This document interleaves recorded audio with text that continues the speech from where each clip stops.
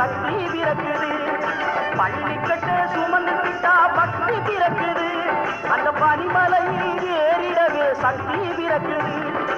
பகவான பார்த்து விட்டா பாவம் பறக்குது. பகவான பார்த்து விட்டா பாவம் பறக்குது. 18ஆம் படி தொட்டா வாழ்வும் இனிக்குது.